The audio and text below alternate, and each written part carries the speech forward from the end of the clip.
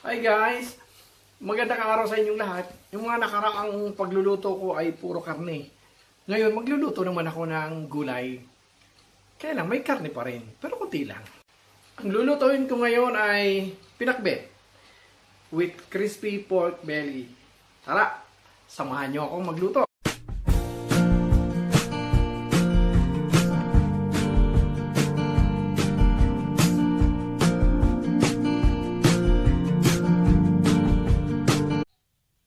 Okay, bago natin gawin ang pinakbet, uunahin ko muna tong pork belly. Lulutuin ko siya at mamaya pagluto na siya, gagawin ko siyang crispy. Na siya ngayon ang gagawin nating toppings doon sa ating pinakbet. At ito yung mga sangkap sa pagpapalambot. Lemongrass, bay leaves, onion, saka whole peppercorn. Okay, simulan na natin ang pagpapalambot. Okay, nilagay ko na siya sa isang kawali. Lagay na natin ang lemongrass, bay leaves, onion, saka whole peppercorn.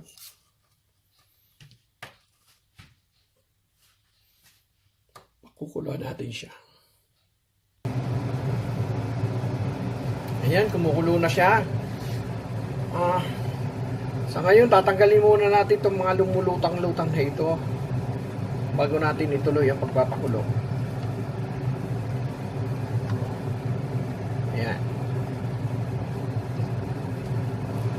Tanggalin muna natin yan.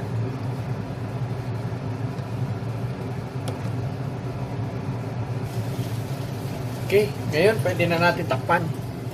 Siguro mga 45 minutes. Luto na yan. Ayan, after 35 minutes, okay na to. Kasi oven pa naman ito eh. Ayan. Lagyan na muna natin sa isang lalagyan at palamigin bago isa lang sa oven. Okay? Ito naman yung pinakuloan kong pork belly kanina. Punasan lang natin yung yung ibabaw. Tapos gagawin natin tusok-tusok para pag inoven natin ito, para siyang galit na pumuputok-putok. Yan, ganyan lang. Mas maraming tusok, mas maraming tusok-tusok, mas maganda.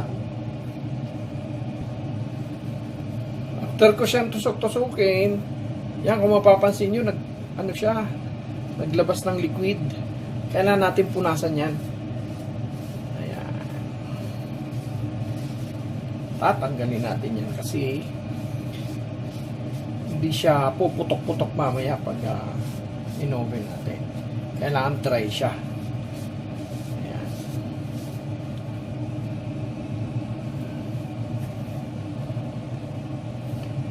Ngayon dry na yung balat niya, pwede na nating lagyan ng pantimpla, kunting salt,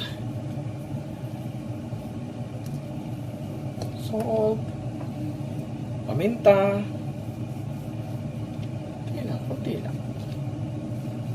Ngayon kung mayroon kayong 5 spices, pwede rin lagyan. Dito lalagyan ko siya ng kunti. Ayaw lumabas. Ayos. Okay.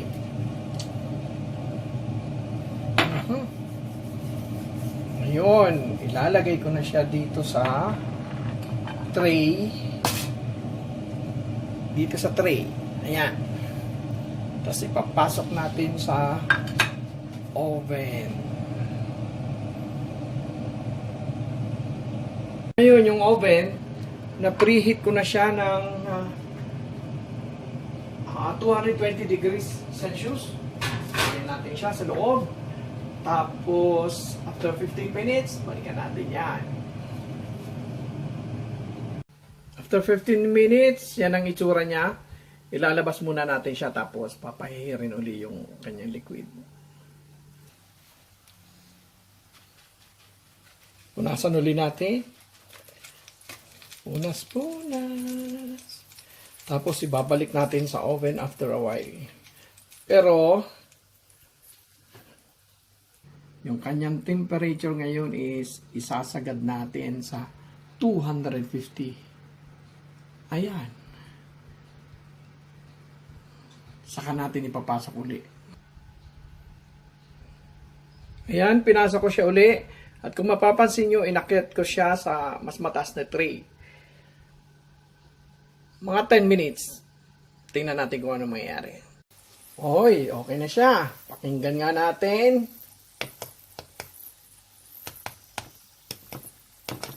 Ayos. Ito na, slice lang natin.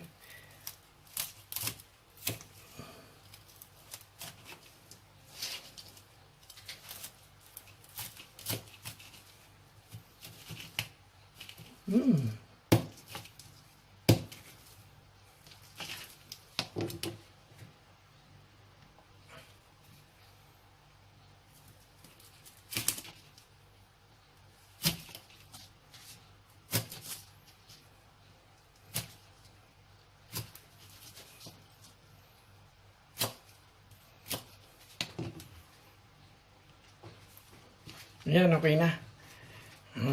Ilalagyan na natin as toppings sa ating pinakbet. Uy, exciting ito. Ito na ang ating mga ingredients. Ampalaya, kalabasa, siling haba, okra, string beans, talong, kamatis, sibuyas, luya, bawang, paminta, at saka syempre yung bagoong. Gagamit din tayo dito ng syempre ng oil, ng kunting tubig, at saka yun lang. Okay, simulan na natin. Nagpainit na ako ng oil. Ilagay na natin yung garlic.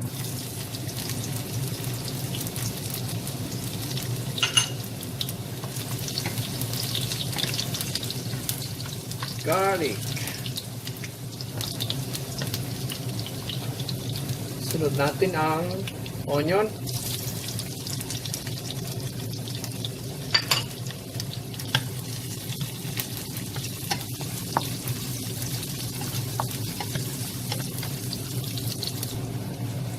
Luto na ang onion, isunod natin ang luya.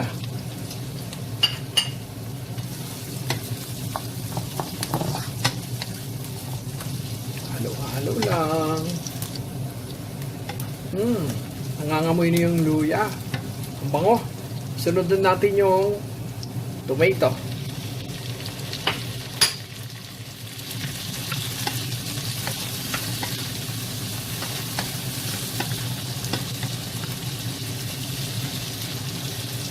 Hintayin lang natin maluto ang tomato. Luto na ang tomato. Ilagay na natin yung bagoong.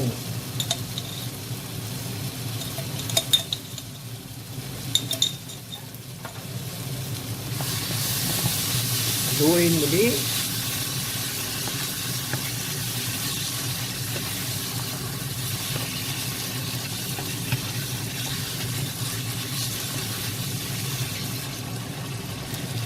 Ngayon, dahil ang kalabasa ay siyang pinakamatagal maluto, unahin nating ilagay kalabasa. Ang kalabasa. Baw.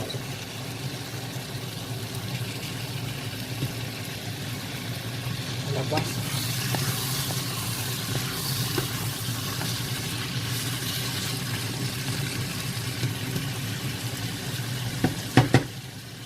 Mag-add tayo ng kunting tubig. Kunti lang.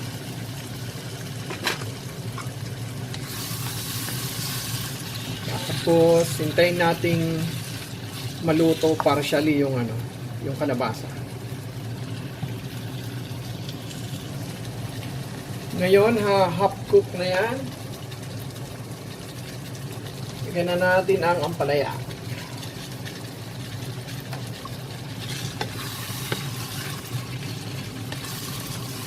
Pwede kayong magdagdag ng kunting tubig dito kung medyo natutuyuan na siya. Ngayon, ito, dadagdag tayo ng kunting tubig.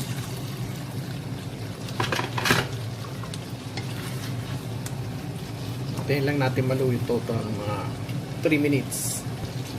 Tapos ng ilang minuto, ilagay na natin yung sitaw.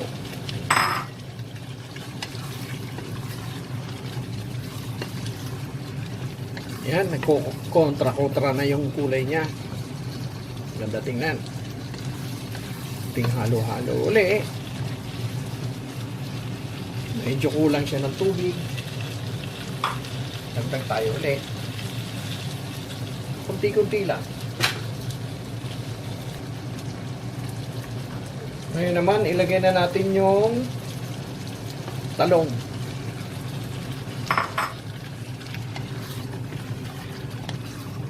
Talong. Halo-halo.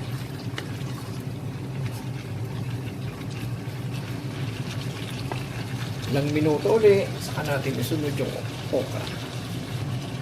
Ilagay muna natin yung sili. Ngayon, nilalagay ko na yung okra.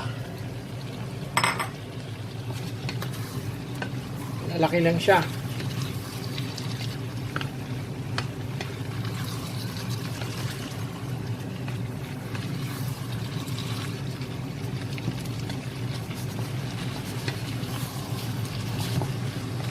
Okay? Yun nga palang bagoong. Kung medyo kulang sa inyo, magdagdag na lang kayo. Pwede namang asin lang. Kung medyo ayaw nyo nang dagdagan pa ng bagoong, magdagdag na lang kayo ng asin. Ngayon, lalagyan na natin ng paminta.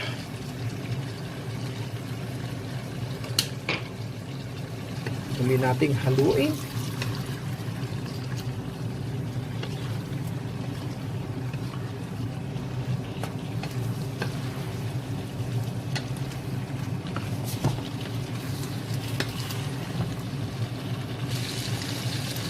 Ayan, luto na siya. Pwede na natin ilipat sa isang lalagyan. Okay. Ito na po ang aking pinakbet with crispy pork belly. Kain po tayo.